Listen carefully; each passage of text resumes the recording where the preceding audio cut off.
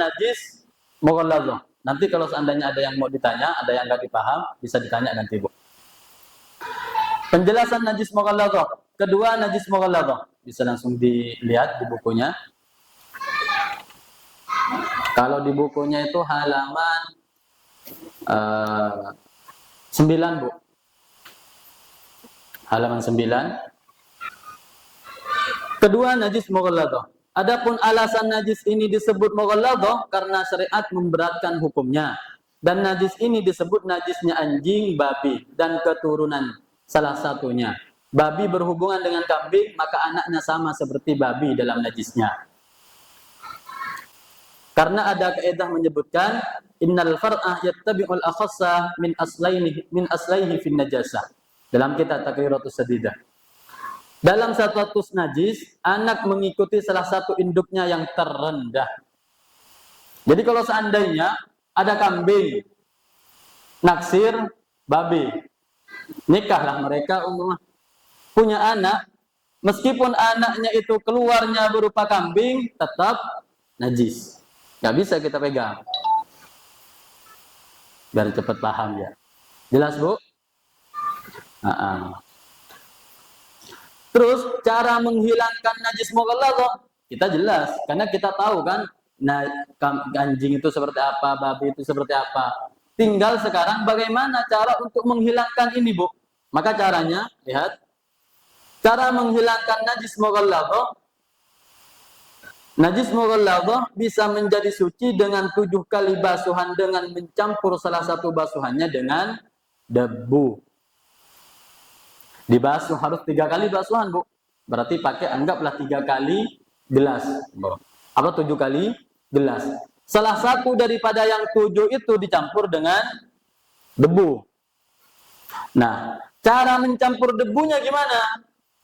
Jangan asal-asalan. Cara mencampur debunya itu ada 3 cara, Bu. Tinggal lihat mana cara yang paling ringan, paling gampang. Paham? Yang pertama, mazjul ma'i bit-turabi hatta yatakaddar. Summa wada'ahu ala mahallin najasah wa hiya al-afdal. Ini yang pertama. Yang pertama, mencampur air dengan debu hingga menjadi keruh, kemudian membasuhnya ke tempat yang terkena najis. Ini cara yang terbaik. Jelas, Bu? Caranya yang pertama itu adalah kan dibasuh dengan 7 kali basuhan. Salah satunya dicampur dengan debu. Bisa caranya gini, Bu. Anggap ini 7 air. Apa 7 gelas. Terus, najis mughalladhahnya, najis anjing atau babinya di sini. 1. Ya kan? Maka langsung di basuhan pertama, air yang pertama mau dibasuhkan, mau disiram ke najis anjing atau babi ini, langsung ini dicampur dengan debu. Ambil debu, taruh. Nah, kalau udah dikasih debu, pastinya langsung yatakaddar. Langsung berubah warnanya kan? Karena udah dicampur dengan debu.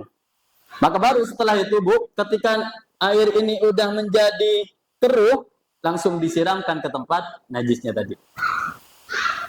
Paham? Berarti tinggal berapa siraman? Tinggal 6. Kan 7, Bu. Ya kan? 1 digunakan dicampur dengan debu, berarti tinggal 6. Nah, yang 6 ini tinggal disiram-siram ya. Dah selesai. Ini cara yang paling utama. Cara yang pertama gini. Paham, Bu? Cara yang pertama dan yang paling utama. Terus yang kedua, wat'ut turabi ala mahallin najasah thumma sabbil ma'i fawqahu. Yang kedua adalah meletakkan debu di tempat yang terkena najis, thumma sabbul ma'i. Thumma sabbul ma'i fawqahu. Maka langsung setelah itu dikasih debu di atasnya. Bisa gini, Bu. Ini kita udah punya 7 gelas air untuk membasuh najis mughalladhah. Maka caranya adalah 3 siram dulu najisnya. Sisa dikit disiram, berarti tinggal berapa? Tinggal 6. Cuman belum ada campuran najis debunya. Nah, setelah najis ini basah, kasih debu, taruh di atasnya. Paham, Bu? Taruh debu di atas najis mughalladhahnya. Baru yang 6 itu disiramkan. Paham? Baik, ini ya cara yang kedua. Cara yang ketiga, sabbul ma'i ala makanin najasah tsumma wad'ut turabi fawqahu. Bisa saja dengan cara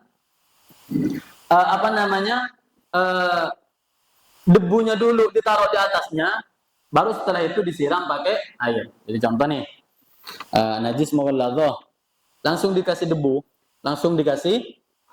disiram gini pakai debu. Baru setelah itu yang 7 air itu disiramkan. Jelas, Bu? Nah, kalau ditanya, kenapa Ustaz nggak pakai mama lemon? Ya kan? Kok harus pakai debu? Kenapa harus seperti itu? Ternyata Rasulullah itu benar. Rasulullah itu kan tibur ruh wal jasad. Rasulullah itu kan dokternya hati dan juga dokternya badan. Itu Rasulullah. Ternyata di kulitnya anjing ataupun babi itu, ketika di situ penuh dengan ulat katanya. Dipenuhi dengan ulat yang mungkin sangat kecil, dan ketika itu nempel ke tangan kita, nempel ke badan kita, atau nempel ke baju kita, maka ulat itu langsung nempel di tangan kita. Dan ulat itu nggak akan hilang kecuali di situ ada debu. Makanya Rasulullah nggak nyuruh pakai mama lemon, tapi disuruh pakai apa? Debu. Jelas, Bu? Jelas? Ya, itu caranya 3 itu tadi. Terus bagaimana kalau seandainya, apakah beda umpama cara menyucikan badan kita yang terkena najis mughalladhah dengan perabotan rumah yang terkena najis mughalladhah? Kena jilat anjing, umpama dan semacamnya. Maka caranya lihat, Bu. Wadah yang terkena air liur anjing, semua tempat atau benda yang terkena liur anjing atau babi wajib dibasuh dengan 7 kali basuhan yang salah satunya dicampur dengan debu. Berarti sama, nggak ada perbedaan. Yang penting di situ harus ada debunya, Bu ya. Yang penting di situ harus ada debunya. Jelas, Bu? Jelas, Bu? Jadi nanti ketika ada majelis dan semacamnya, ada orang nanya tentang masalah najis, bisa Ibu langsung jawab karena udah paham. Baik, pembahasan paling panjang. Kita masuk ke penjelasan najis paling rumit. Yang terakhir, yaitu penjelasan najis mutawassithah.